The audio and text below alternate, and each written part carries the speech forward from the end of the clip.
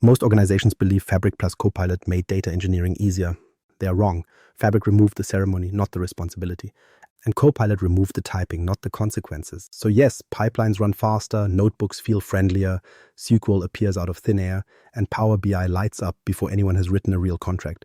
But the thing nobody's mentioning is what speed does to ambiguity. It ships it, and it ships it at machine speed. Here's the comfortable belief I keep hearing in incident reviews and why are we over budget meetings. We consolidated the stack. We finally have one platform. The teams are moving faster. This should be simpler. That's the marketing narrative too. OneLake, one experience, one workspace, one integrated story. And if you stop the analysis at the UI layer, that narrative seems true. You can create a workspace, land files into OneLake, click a button, generate a semantic model, and render a report in minutes. That demo is real. The problem is what that demo trained people to believe, that the platform removed the need for deliberate architecture. It did not. In architectural terms, Fabric is not a tool. It's platform physics, a single SaaS control plane that lets every persona touch the same assets from multiple angles: engineering, warehousing, BI, real-time AI, inside one capacity envelope. That's not easier. That's less friction between intent and impact. And when your intent is unclear, that reduction in friction doesn't produce simplicity. It produces architectural erosion. You've seen this pattern before, just not this fast. In older stacks, ambiguity had a tax. It had to cross boundaries: ADF to Synapse, DBT to warehouse, warehouse to Power BI to the app. Each handoff forced someone to make a decision, or at least document one. It was annoying, slow, and expensive, but it did something useful. It slowed bad decisions down. It also gave you time to notice ownership gaps because change rate was limited by friction. Fabric removes that padding, so the failure modes surface earlier, and they surface louder. That's why I'm positioning this episode a very specific way. These failures happened in Fabric, but they're not Fabric specific. Fabric just removed the padding that used to hide them. If you've operated Snowflake, Databricks, Synapse, BigQuery, pick your religion, you've seen the same entropy. Fabric just makes the drift visible sooner because the boundaries blur by default, not by exception. And that distinction matters, especially if you're one of the people inheriting a Fabric estate right now. This episode is for senior data engineers, analytics engineers, data platform owners, architects who just got handed a bunch of workspaces, and leaders asking the only honest question in the room: why is this still hard? Because the sales pitch said it wouldn't be. It's still hard because data engineering was never hard due to typing speed. It was hard because of responsibility, contracts, cost, and control. Fabric accelerates delivery, therefore it accelerates drift. Copilot accelerates authoring, therefore it accelerates wrongness. And the first signals you'll see are not always failures in the classic sense. You won't get a red pipeline. You'll get a capacity spike. You'll get two dashboards that disagree. You'll get an audit question that makes everyone stare at the floor. The platform works. The system doesn't. Now here's the part that kills me. Teams interpret that as Fabric is immature, or Copilot is unreliable, or we need better training. And sure, training helps people click the right buttons. But training doesn't enforce intent. Labels don't enforce intent. Documentation doesn't enforce intent. Workspace RBAC doesn't enforce intent. Only design does, only boundaries do, only gates do.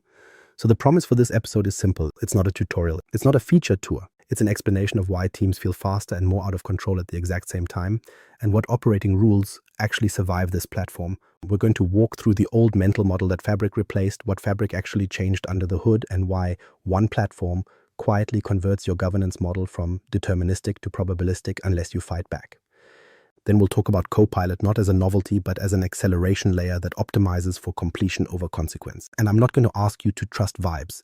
The only artifacts that matter in this world are execution plans, capacity metrics, and violation counts. If it doesn't show up in a plan, a cost report, or a violation count, it's not governance, it's hope.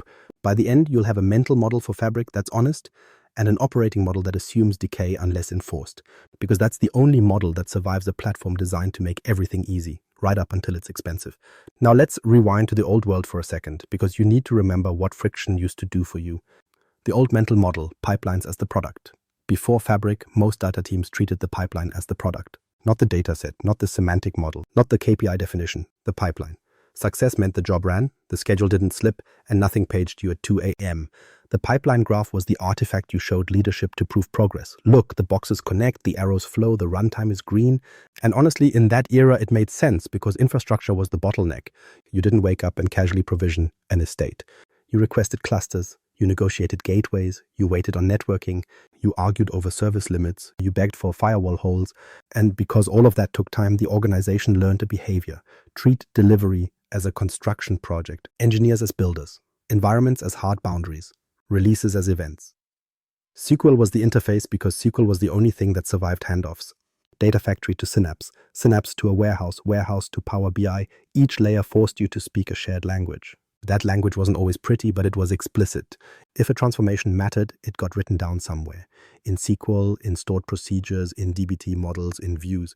And if it didn't get written down, it usually didn't ship, because the next tool in the chain demanded a decision. Tools Pro was an expected tax, and it came with a hidden benefit. When you had ADF over here, a warehouse over there, and Power BI in a different portal, you couldn't pretend the boundaries weren't real. Security lived in multiple places. Compute lived in multiple places. Storage lived in multiple places. That forced explicit ownership conversations, even if they were miserable.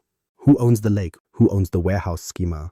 Who owns the semantic model? Who is allowed to publish? Who approves refresh schedules? You didn't always like the answers, but the system demanded you ask. Deployment friction was also accidental governance. PRs, approvals, promotion between dev and prod, long runtimes, limited concurrency, none of that made engineers happy. But it created a throttle. A bad decision had to survive a review cycle. A schema change had to survive someone noticing it. A new pipeline had to survive an environment boundary. You could still make mistakes, but you couldn't make them every 5 minutes across every surface. And that mattered because failure used to look like an outage. A pipeline failed, a job didn't run, a dataset didn't refresh. Something was visibly broken. What didn't happen as often was quietly wrong. You didn't usually get a perfect green checkmark attached to a perfectly wrong dashboard that refreshed on time and lied consistently. Not because the old world was morally superior, because it was slower. Slow systems leak less ambiguity per hour. Here's the key insight to keep in your head. That friction did two things at once. It slowed bad decisions down, and it hid ownership gaps by reducing the rate of change. So when leaders say, why did Fabric make everything feel out of control? The answer isn't that Fabric broke governance. The old stack just rationed chaos. Fabric's real rewrite from pipeline graph to platform physics. Fabric's real rewrite isn't that it gave you nicer tooling. It rewired where decisions happen. In the old model, your pipeline graph sat on top of separate systems. The graph orchestrated movement between places that were owned differently, built differently, secured differently, and optimized differently. That forced you to think in boundaries because the platform forced you to pay for boundaries. Fabric collapses that whole experience into one SaaS control plane, and the first consequence is that the workspace becomes the unit of reality. Not the database, not the subscription, not the cluster, the workspace. Microsoft markets this as one experience, and that's accurate, but the technical meaning is more interesting. Fabric gives every workload, lakehouse, warehouse, data factory, notebooks, Power BI, real-time intelligence, data agents, one shared containment model. Same surface, same identity plane, same capacity envelope, same place where people click share. So the platform stops behaving like a chain of systems. It behaves like a single authorization graph attached to a single compute meter. That distinction matters because once you consolidate compute, storage, and publishing into one place, you no longer have handoffs. You have lateral movement. Engineers stop handing work off across tools and start handing it around inside a workspace. And because the mechanics feel frictionless, teams interpret that as architectural progress. But the real story is what got removed, the walls between responsibilities. Fabric collapses the old stack in 4 ways that are convenient in demos and brutal in real estate. First, storage gets pulled under a single narrative, OneLake. The OneDrive for data analogy is catchy, and it's not wrong in the sense that you get a unified lake layer and a unified catalog. But the actual behavior that matters for engineering isn't the metaphor. It's gravity. OneLake becomes the default landing zone for everything, and the moment that happens, people stop asking who owns the data because it's in the lake. Ownership turns into location. That's not ownership. Second, compute gets abstracted into capacity. You don't pay per engine the way you used to. You pay for the shared meter that every engine draws from. Spark sessions, warehouse queries, model refreshes, interactive exploration, same pool. That sounds like simplification until you realize what it does to accountability. When the meter is shared, everyone believes someone else is responsible for the spike. And because it's a SaaS platform, the infrastructure isn't yours to tune, so teams search for comfort in the UI instead of certainty in the workload behavior. Third, security baselines get normalized. Workspaces come with a simple role model, great for adoption, dangerous for intent, because workspace roles are not a data security model. They're a collaboration model. They answer who can work here, not who can see this table, not who can query this view, not who is allowed to infer this sensitive attribute through a join. But when everything lives behind the same workspace boundary, people treat that boundary as if it were a database boundary. It is not. Fourth, integration paths become internal. In the old world, a new pipeline meant choosing connectors, runtimes, service principles, landing zones, and a destination pattern. That was ceremony. Fabric collapses that into item creation. Data flow, pipeline, notebook, shortcut, mirror, warehouse table, semantic model, click, click, done. And because it's all inside one surface, every path looks equally endorsed. Shortcuts look like ownership. Copies look like lineage. Semantic reuse looks like governance. Meanwhile, the actual physics never changed. Data still has three realities you can't negotiate with: cost, contracts, and control. Cost still exists, but now it's surfaced as capacity behavior. Contracts still exist, but now they're optional unless you enforce them. Control still exists, but now it's easy to confuse access with intent. This is the foundational misunderstanding. Fabric removed the walls, not the physics. When Microsoft says workloads become experiences, what that means in practice is that workloads become modes. A lakehouse isn't a separate product you provision, it's an item inside the workspace. A warehouse isn't a separate environment you protect, it's an item inside the same permission model. Power BI isn't downstream, it's in the same place, pointed at the same assets, built by the same people, sometimes in the same afternoon. So the integration story becomes dangerously simple. If someone can see it, they can use it. If they can use it, they will. If they can publish it, they'll publish it. And once something gets published, it becomes production, because executives don't care how it was made. They care that it exists. That's why Fabric feels like velocity and chaos at the same time, because you're no longer fighting tools.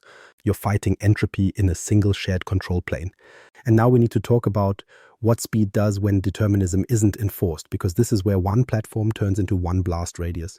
In a speed without determinism, why faster feels like less safe. Most teams confuse pipeline speed with decision speed.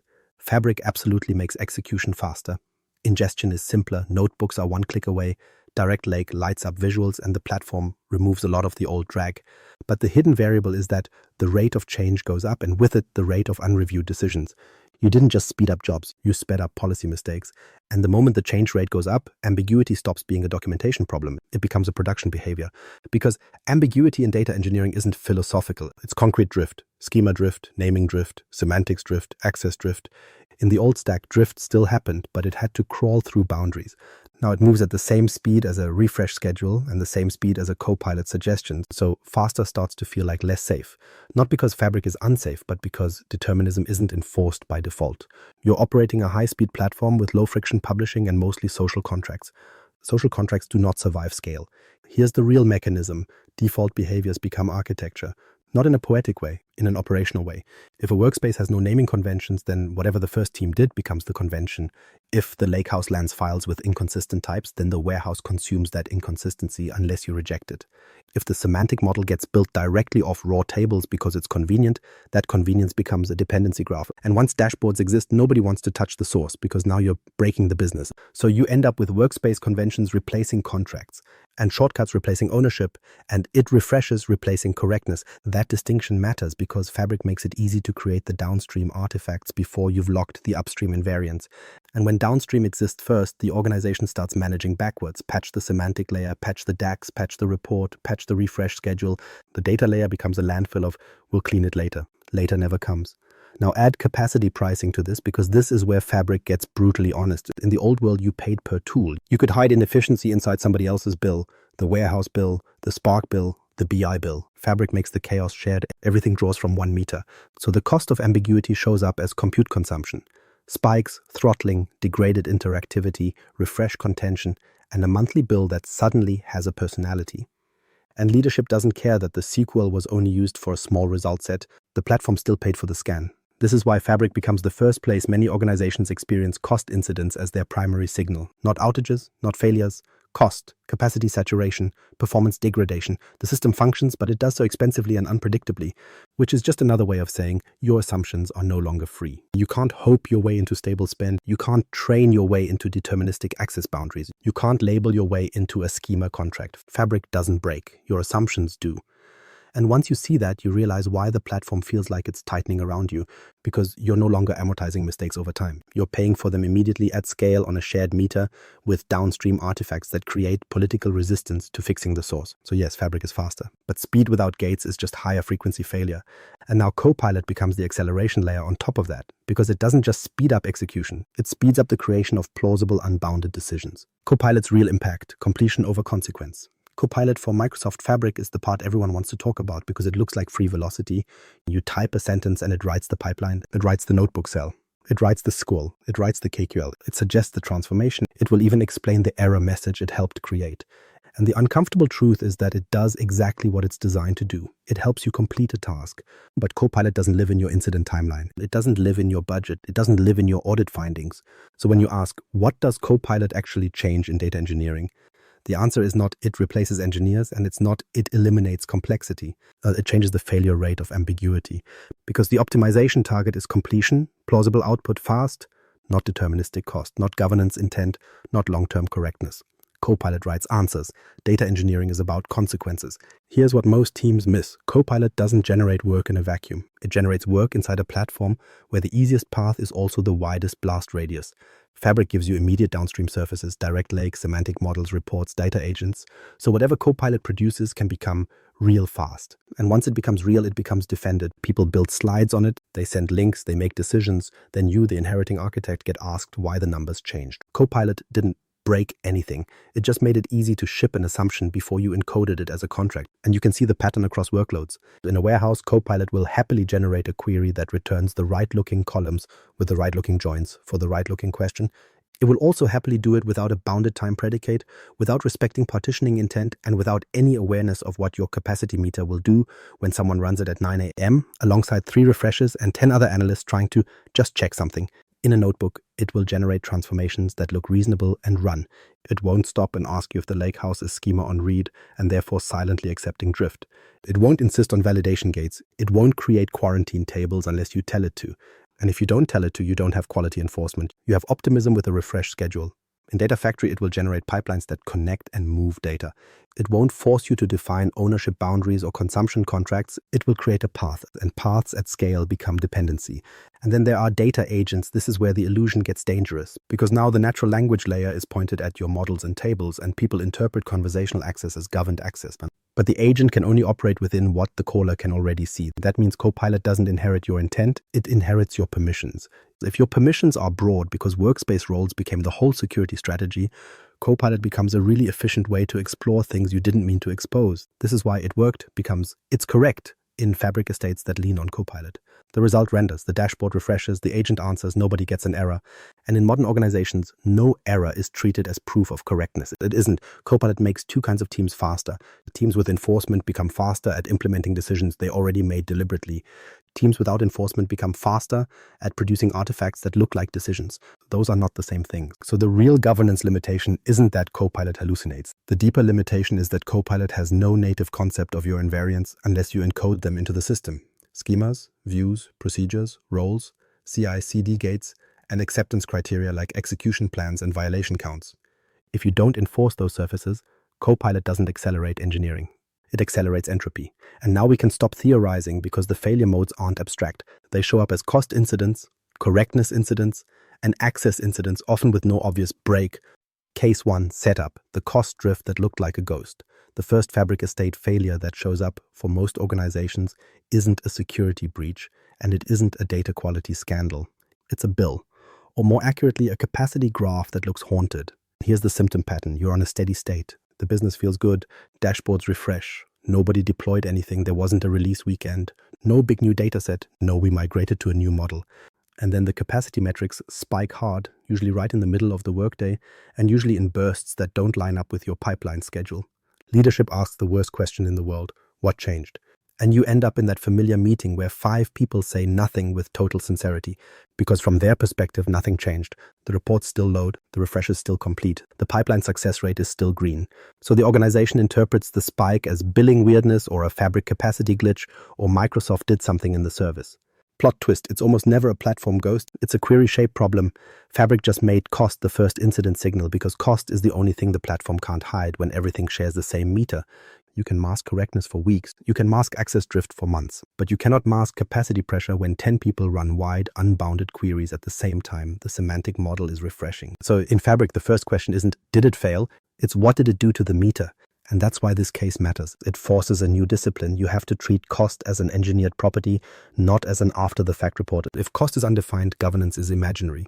Because a platform that charges you for runtime doesn't care whether your result set was small. It charges you for what you ask the engine to do. Now, to debug this without lying to yourself, you need ground truth artifacts. Not screenshots, not guesses, not it feels slower. Ground truth means 3 things. 1, execution plans, not the query text, the plan. The join types, the scans, the sorts, the spills, the operator costs, the shape of the work. 2, scanned rows versus returned rows. That ratio tells you whether you're paying for a seek or funding a full world scan to retrieve 15 rows for a visual. 3, Fabric capacity metrics align to time windows. You correlate the spike with the query window and the refresh window. You don't start with blame, you start with correlation. And once you do that, you'll notice the same pattern over and over. Interactive bursts plus refresh concurrency plus one or two helpful queries that look innocent in a chat window and behave like a denial of wallet attack in the engine. That's the setup. Now we can talk root cause because the plan will tell on you every time. Case 1 root cause, AI-sicle that scanned the world. The root cause usually isn't someone ran a query. People always ran queries. The root cause is that Copilot made it socially acceptable to run warehouse-scale SQL with no discipline because it looked professional enough to trust and fast enough to repeat. So what does the pattern look like in practice? First, non-targetable predicates. Copilot loves convenient syntax. It'll give you things like filtering on a computed expression, wrapping date columns in functions, building conditions that read well to humans and destroy index usage for engines. The user sees a clean where clause. The optimizer sees, cool, I can't seek. And so it scans. And on a big warehouse table, scan is not a detail, it's the bill. Second, missing time filters. This one is almost comical because the question people ask is always time-bound. Last month, this quarter, since the campaign started. But Copilot tends to generate queries that are semantically plausible without being operationally bounded. It'll happily join fact tables and return the right columns without enforcing a window. The result set can still be tiny because the final visual only needs 10 rows, but the engine had to read everything to discover those 10 rows. Third, select star against large tables. It happens because Copilot optimizes for completion. Select returns something. The user doesn't have to think. And once you select, in a warehouse table, you've made two decisions you didn't intend to make. You've committed to a wider I/O footprint, and you've committed to schema drift because now every new column is automatically in scope for every downstream consumer. You didn't just write a query, you wrote a contract you never reviewed. And here's where people get fooled. But the report is simple. But the result is small. But it finishes quickly. None of that matters. What matters is what the plan did. In execution plans, the tell is consistent. Large scans feeding hash joins, followed by big sorts, and then you see spills. Spills are the platform politely admitting it ran out of memory and decided to rent more time from your capacity. That's not a performance issue. That's a cost policy failure. You can also see it in scanned rows versus returned rows. When that ratio is absurd, millions scanned, dozens returned, you're not looking at someone exploring. You're looking at a lack of bounded query surfaces. Now add Fabric's abstraction layer, and you get the second illusion. Semantic model refreshes still succeed. Direct Lake still renders visuals. The user's experience stays smooth enough that nobody treats it as an incident.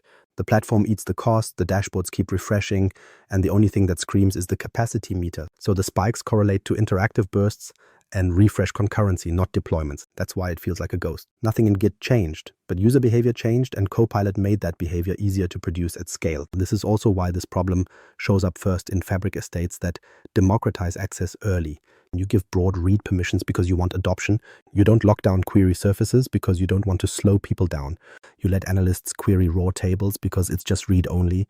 Then Copilot shows up, and now the casual analyst can generate warehouse-grade SQL in 10 seconds without understanding saggability, partition elimination, join strategy, or the difference between works and works efficiently under concurrency.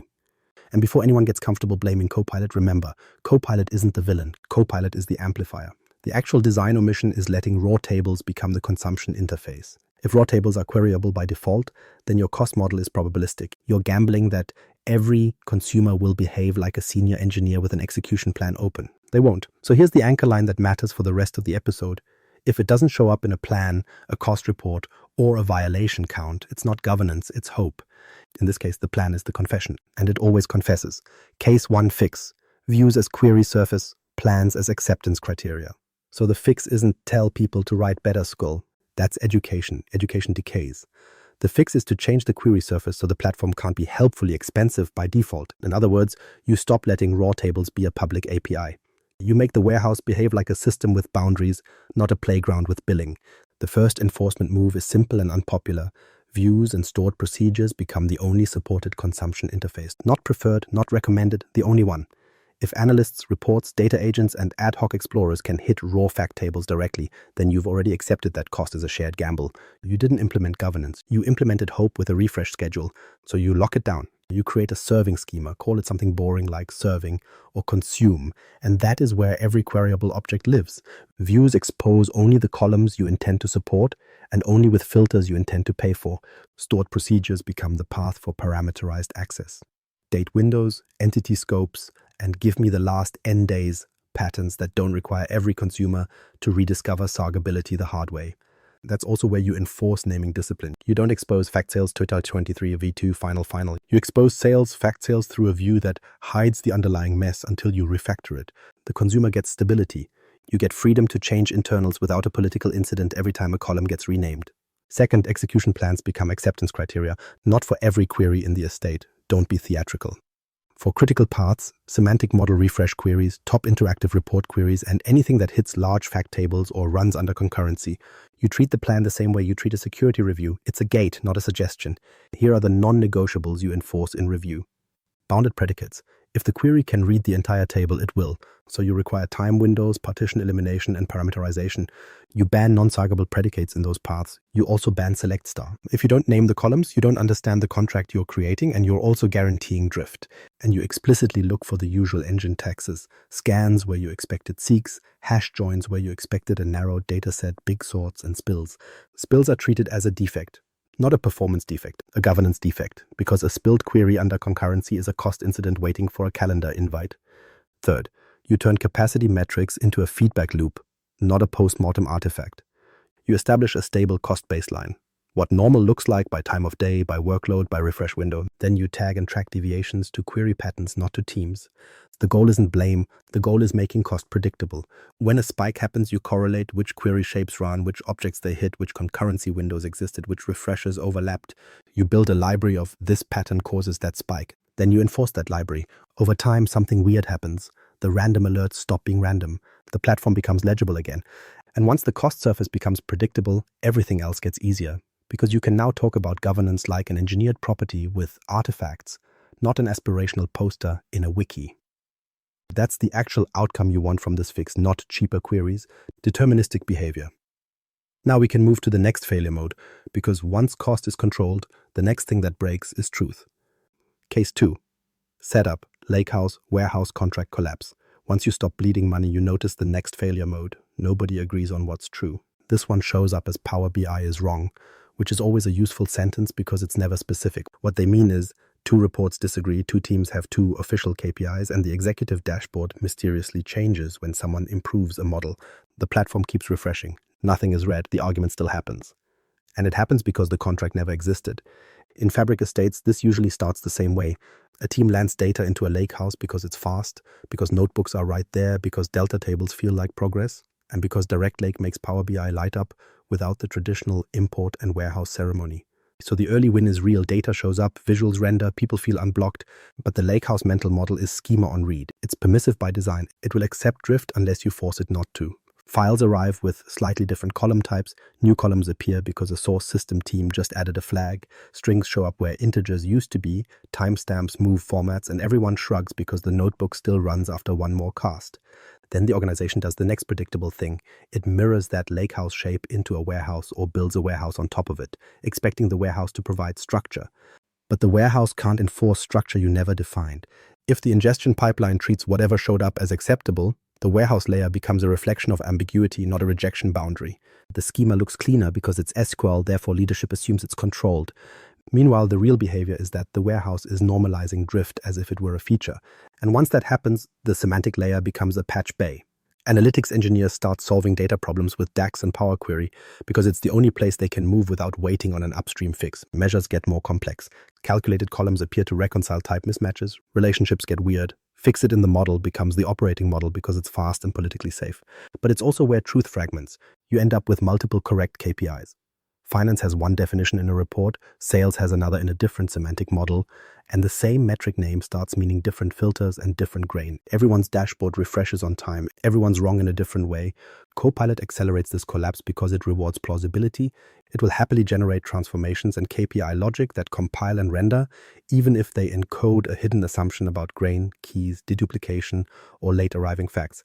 It doesn't ask you what invariant you're enforcing. It asks you what output you want. So the deeper principle for this case is simple.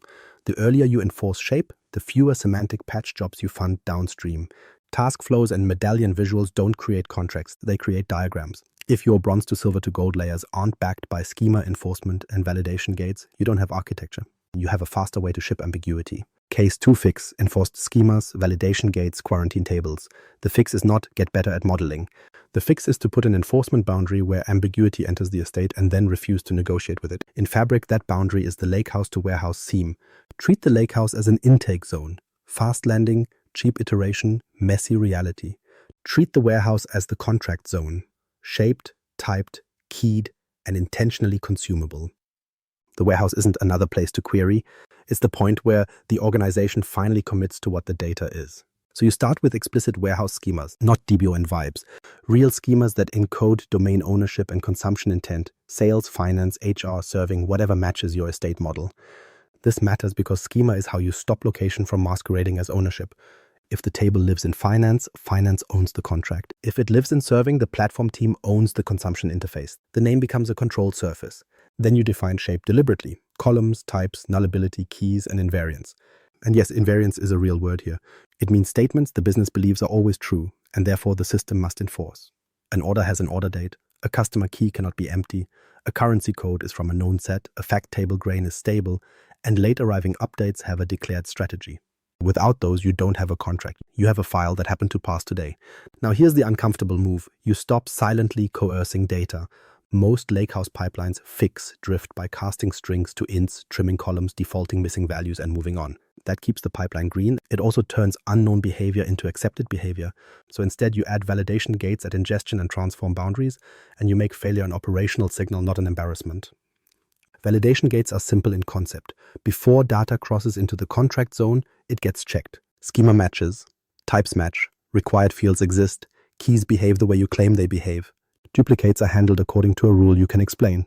If the checks pass, you load. If they fail, you do not best effort the data into production and hope the semantic layer can reconcile it. You quarantine it. Quarantine tables are the part most teams avoid because it feels like admitting imperfection. But quarantine is how you keep the estate honest. When violations occur, you land the bad rows in a quarantine schema with metadata: source system, load time, violation type, offending values. And you publish the count as a metric, not hidden in a notebook cell, a real metric that leadership can see if they insist on shipping data without contracts. This changes behavior fast, because now schema drift is no longer a silent downstream argument. It becomes a visible upstream event. And once it's visible, you can assign responsibility. Either the source system changed, the ingestion logic failed, or the contract needs an intentional version bump. Those are the only three truths. Everything else is denial. And you'll notice a second-order effect that everyone likes once it happens. Downstream logic collapses. In a good way. When the warehouse enforces shape, the semantic model stops being a patch bay. DAX measures get simpler because they don't have to guard against type chaos. Relationships stabilize because keys behave consistently. Too correct KPIs becomes harder to sustain because the raw truth is no longer malleable per workspace. You can still build multiple measures, but you're doing it on top of a stable typed contract, not on top of a shifting lake of assumptions. This is also where Copilot becomes useful again. With enforced schemas and clear contracts, Copilot can generate transformations and measures that are constrained by reality. You've reduced the search space. You've moved from plausible to bounded. But that's the whole trick. Don't ask AI to be your governance model. Make governance the environment AI operates inside. And when someone asks why you're slowing things down with gates, the answer is simple. You're not slowing delivery. You're stopping unreviewed ambiguity from becoming production truth. Case 3 setup plus fix: workspace-only security and the ownership vacuum. Once cost is predictable and truth is enforced, the next failure mode is the one nobody wants to talk about because it isn't a performance graph. It's an audit question. The symptom pattern is always the same. You find service principals with broad access because the pipeline needed it. You find analysts who can see raw tables because they were helping validate. You find multiple workspaces with the same data set copied 3 different ways because someone needed autonomy. And when the security team asks, who can see this table? The answer is a long pause followed by, we think only X. That's not a security posture, that's a rumor. This is where Fabric's convenience becomes architectural erosion because workspaces feel like security boundaries, but they aren't data boundaries, they're collaboration containers. A workspace role answers who can contribute here, not who can access this column, not who can join these 2 tables and infer something sensitive, not who can run an expensive query surface that becomes a side channel. And if you treat workspace roles as your whole strategy, you create an ownership vacuum because now nobody owns the access model at the data engine layer. Nobody owns the table level intent. Nobody owns the deny by default posture. Everyone assumes the workspace boundary is enough, therefore nobody builds real boundaries inside it. The platform works. The system doesn't. Copilot makes this worse in a very specific way. It changes how people discover and interact with data. In the old world, consumers had to know where to look: a report, a dataset, maybe a documented SQL endpoint. In Fabric, Copilot and agents make exploration conversational and cross-surface. They surface tables, they suggest joins, they help people just query it. And if you gave broad read access because you wanted adoption, Copilot becomes the fastest path to exploring raw assets you never intended as consumption paths. It doesn't bypass permissions, it bypasses your assumptions. So the root cause isn't Copilot exposed data. The root cause is that you never encoded your consumption surfaces and you never encoded your intent at the engine layer. You left a vacuum and the platform filled it with default behavior, broad access, raw tables as APIs, and service principles that look like owners. Now here's the uncomfortable truth. Most Fabric estates don't get hacked. They get drifted. Access expands because every exception feels justified at the time. Give the SP owner for now, we'll tighten later. Add them as member, they need to publish. Just let them read the lakehouse, it's not that sensitive. Then later becomes never, and the estate becomes unauditable. Not because anyone was malicious, but because no one was responsible for the intent model. So the fix is not more training. It's not more labels. It's not put it in a wiki. You need enforceable boundaries that survive convenience. First, define schema-based security boundaries in the warehouse as the contract zone. If you used the previous section correctly, you already have real schemas that encode ownership. Domain schemas, serving schemas, quarantine schemas. Now you attach security to that structure. You create database roles that map to business intent: consumer, steward, engineer, automation, whatever matches your org. And you start from deny by default. No implicit access because someone is in the workspace. Second, you restrict raw table access. Tables become internal implementation details. Views and procedures become the controlled access paths.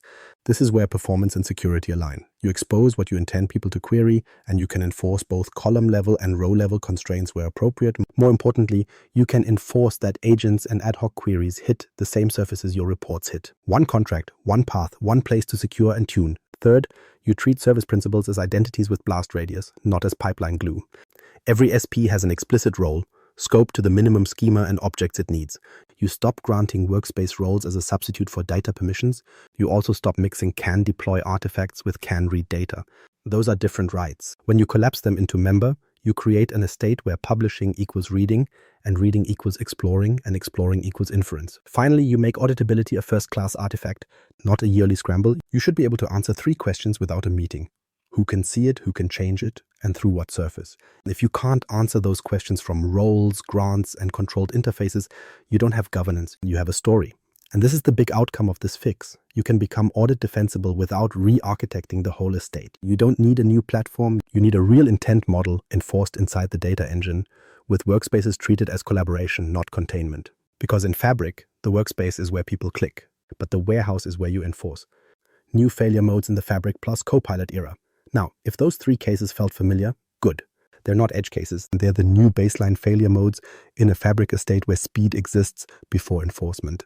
And what's different in this era is that failure doesn't require a visible break. The platform keeps running, refreshes keep finishing, users keep clicking, Copilot keeps responding. The estate degrades anyway because the failure modes are systemic, boundary blur, cost drift, and the ownership vacuum. And they don't show up as one big explosion. They show up as a slow replacement of intent with convenience. Failure mode 1 is boundary blur across layers. In Fabric, the lakehouse feeds the warehouse feeds the semantic model feeds reports, and reports feed apps. But the boundaries between those layers are mostly social unless you make them physical. So what happens in real estates is that each layer starts fixing what it doesn't like about the layer before it. The lakehouse lands messy data, the warehouse normalizes it without rejecting it, the semantic model compensates with calculated columns and relationships, and the report compensates with DAX and filters. Every local fix feels rational, but every local fix also creates drift, because the logic now lives in multiple places, and nobody can describe the system as one coherent contract. And because Fabric makes it easy to create a new semantic model or a new report in minutes, teams fork truth instead of repairing it. A temporary model becomes the model, a quick report becomes operational, apps become distribution channels for inconsistencies, and then you get the weirdest kind of outage. The business still runs, but nobody trusts the numbers. That's boundary blur. Failure mode 2 is cost drift driven by AI-shaped interaction patterns. This isn't just bad SQL, it's the combination of Copilot making query authoring cheap and Fabric making query execution shared. When a platform charges you for runtime under concurrency, every unbounded scan becomes an incident generator. But the trick is that cost drift doesn't necessarily correlate to deployments, so traditional change management doesn't catch it. You can have perfect CI/CD and still get wrecked at 9:05 a.m. because a well-meaning analyst asked Copilot a question that produced a non-saggable predicate, hit a large table, and ran alongside refresh concurrency. So the incident taxonomy shifts. Your first signal becomes capacity pressure, not pipeline failure. Your debugging artifact becomes the plan, not the log. Your prevention mechanism becomes query surfaces and acceptance criteria, not best practices. And if you don't accept that shift, you keep treating spend as a billing problem when it's actually an architecture problem. Failure mode 3 is the ownership vacuum that looks like everything is fine. This is the most corrosive one because it hides behind success metrics. Pipelines run, dashboards refresh, people deliver, but nobody owns semantics end to end. Nobody owns the contract boundary. Nobody owns the access intent model. And because Fabric centralizes everything into a workspace experience, the organization starts confusing someone has access with someone has responsibility. Those are not the same. An ownership vacuum forms when the system can function without an explicit owner. Fabric lets you do that. It's a platform designed for speed and collaboration, so it will happily keep working while your governance model erodes. Copilot accelerates the erosion because it makes it easier for more people to create more artifacts, pipelines, notebooks, transformations, models, and answers. More artifacts means more implicit contracts. More implicit contracts means more drift. And drift without an owner is not a technical issue. It's entropy management failure. This is why each exception becomes an entropy generator. You add one temporary shortcut, one just for now workspace role, one quick semantic model built directly on raw tables, one fix in DAX because upstream is slow, one Copilot generated query saved as a dataset because it worked. Each one is defensible in isolation. Together they form a system where intent can't be proven. And the real consequence is that you end up with incidents that aren't outages. Cost incidents, correctness incidents, access incidents. They don't always show up as red lights. They show up as executive distrust, audit discomfort, and a capacity meter that behaves like a random number generator. So if you're inheriting a Fabric estate and thinking, why does this feel harder than it should be? Here's the answer. The platform works, the system doesn't. And the only way out is to stop treating governance as education and start treating it as enforced design. Because Fabric doesn't slow you down anymore, which means you have to choose where friction belongs. The role collapse, what shrunk, what didn't. Here's the part people keep getting wrong, and it's why the hiring conversations in Fabric estates are weird right now. They see Copilot generating notebooks and SQL, and they conclude the data engineer role is shrinking. It is, but only the parts that were never the job in the first place. What shrunk is the visible labor.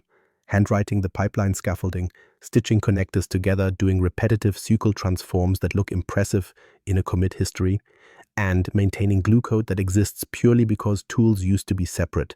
Fabric collapsed a lot of that work into item creation and shared experiences, and Copilot collapses even more into autocomplete with extra steps. So yes, the estate can produce artifacts faster, but the trap is that teams confuse artifact velocity with system integrity. In the old world, you had to earn every artifact by suffering through provisioned infrastructure, separate portals, long runtimes, and annoying deployment friction.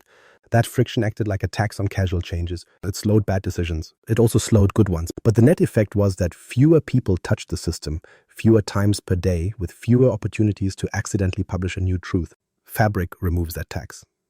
So if your organization's identity for a data engineer was the person who makes pipelines, of course it feels like the role is disappearing. Pipelines are easier. Notebooks are easier. Even the semantic model path is faster. The visible assembly work shrinks. And now the uncomfortable part. The responsibilities that didn't shrink are the ones that actually determine whether the estate survives. Data contracts, schema enforcement, cost predictability, security boundaries, and ownership clarity. Those did not get automated. They got exposed. Because once the tool friction goes away, the system will ship whatever you allow it to ship. If you didn't encode invariance, you don't get flexibility.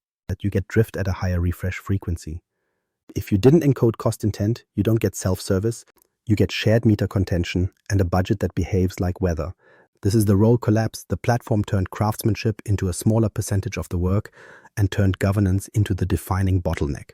When tooling gets easier, discipline becomes the bottleneck. Not because discipline is morally good, but because discipline is the only thing that produces deterministic outcomes in a high-speed, low-friction platform.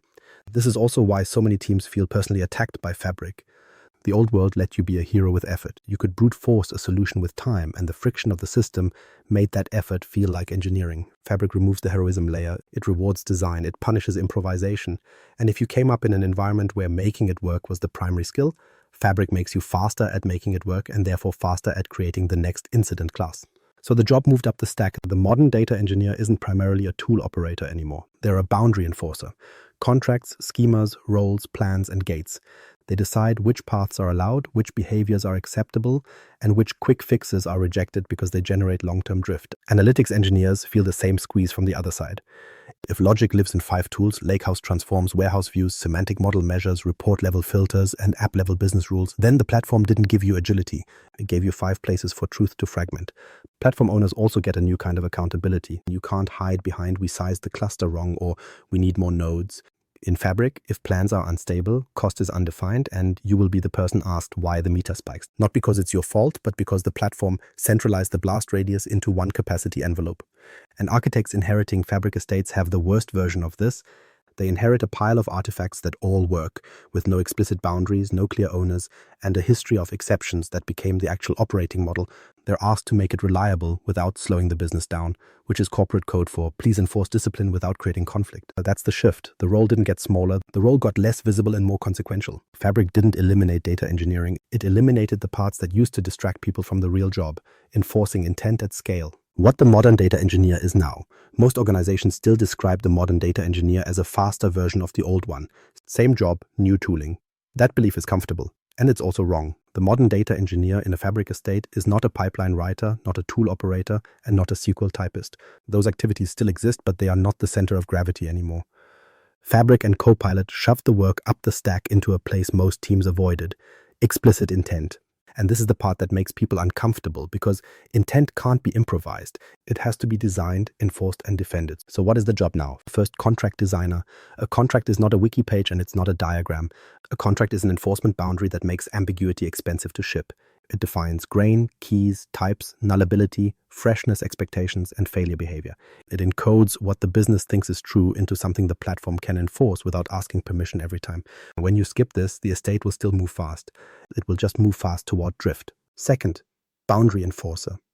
This is the skill that separates "we adopted Fabric" from "we operate Fabric." Boundaries in Fabric are not the marketing ones. They're not lakehouse versus warehouse as a product menu. They're architectural seams. Intake versus contract, contract versus consumption, consumption versus presentation. The modern data engineer makes those seams physical with views, procedures, schemas, and controlled surfaces. They also make those seams social by refusing to accept quick fixes that bypass the boundary. That refusal matters more than any new feature announcement. Third, cost governor. If you're uncomfortable calling cost a governance problem, Fabric will fix that for you. In Fabric, cost is not finance's problem. Cost is an execution property of your decisions: query surfaces, concurrency, refresh design, and the difference between bounded access and raw exploration. The modern data engineer treats execution plans like policy artifacts. They enforce saugability expectations, bounded predicates, and predictable query shapes for critical paths, not because they enjoy gatekeeping, because deterministic spend requires deterministic behavior. Fourth, failure mode anticipator. Old-school data engineering treated failure as outages. A job failed, a pipeline stopped, a connector broke. In Fabric, the more dangerous failures are the quiet ones. It refreshed, but it drifted. It answered, but it exposed. It worked, but it burned the capacity meter. The modern data engineer thinks in incident classes: cost incidents, correctness incidents, access incidents, and they design for detection. Plans, scans versus returns, violations, quarantines, lineage, and auditability aren't optional extras. They are the sensors that tell you the estate is decaying before the business notices. That distinction matters, because you can't manage what you can't observe, and you can't govern what you can't prove. Now tie this back to the T-SQL mindset, because this is where people underestimate what's happening. Most teams treat T-SQL, schemas, roles, and plans as implementation details. In a Fabric estate, those are control surfaces. A schema is not a folder, it's an ownership boundary. A role is not a convenience, it's an intent declaration. A view is not a shortcut, it's a contract wrapper. An execution plan is not a performance troubleshooting tool, it's the cost policy reality check. And once you see those as control surfaces, you stop asking Copilot to be smarter. You start making the system stricter. That is the only sustainable move. Now, because this episode is for multiple audiences, the role shift needs to be explicit, because each group tends to outsource the hard part to someone else. Data engineer. If you don't enforce schema and contracts, you're not engineering, you're relaying. You're moving ambiguity from source to report at higher speed. Analytics engineer. If logic lives in 5 tools, you own the drift, not emotionally. Operationally, you can't demand a single source of truth while implementing 5 competing sources of logic. Platform owner. If plans are unstable, cost is undefined. You don't get to argue it's just usage when the query surface allowed the scan. Architect, if boundaries aren't explicit, integration will decide them for you. And integration always picks the path of least resistance, not the path of least risk. Executive, speed without control always bills you later. Sometimes as money, sometimes as trust, sometimes as audit pain, always as rework. This is the modern identity. Enforce intent at scale in a platform that will otherwise enforce entropy for you. Operating model for Fabric plus Copilot. Enforcement, not education. So here's the operating model, and it is not inspiring, it is enforceable. First rule, AI drafts, humans approve. Generation is typing, review is engineering. You don't merge Copilot output because it compiled. You merge it because it passed acceptance criteria you can defend later. And that means you define acceptance criteria that aren't vibes, schema checks, constraint checks, execution plans, and security intent. If it can't be validated mechanically, it will be argued socially. Social governance collapses under schedule pressure. Mechanical governance survives. Second rule, contracts before convenience. The lakehouse is not your truth layer. It's your intake layer. The warehouse is where you commit to shape. That distinction matters because schema on read is a drift engine. If you let bronze drift into silver and call it agile, you're not shipping fast. You're spreading ambiguity across more downstream surfaces at a higher refresh rate. So you declare the primary boundary, lakehouse to warehouse. That boundary gets gates, not documentation. Gates. Third rule, execution plans are cost policy, not an optimization hobby. If you want deterministic spend on a shared capacity, you treat plan stability like you treat change control. Critical paths must have bounded predicates. They must have selective filters. They must avoid non-saggable predicates. They must avoid select star. And they must not spill under expected concurrency. If they do, you don't monitor it.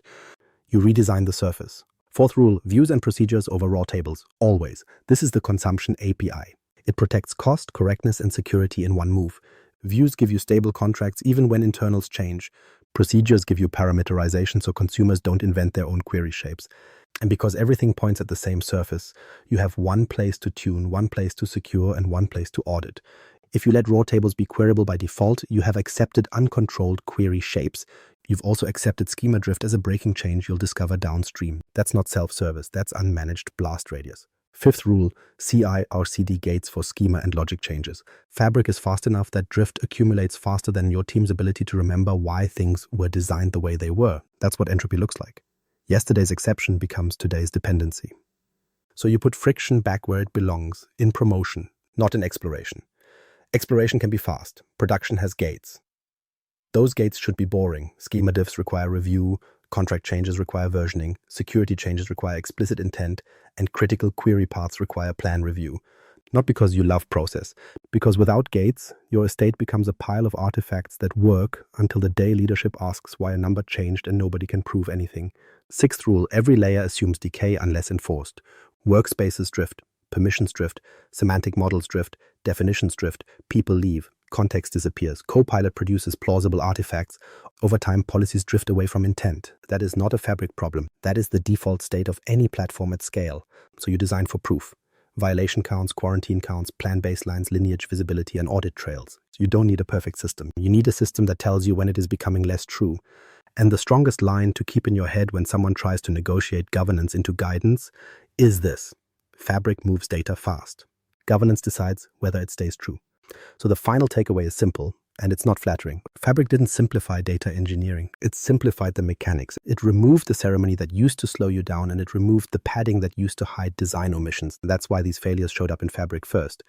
But they aren't Fabric specific. They're the inevitable failure modes of any platform that collapses ingestion, transformation, storage, semantics, and consumption into a single fast surface. When you can move data at machine speed, you can also ship ambiguity at machine speed.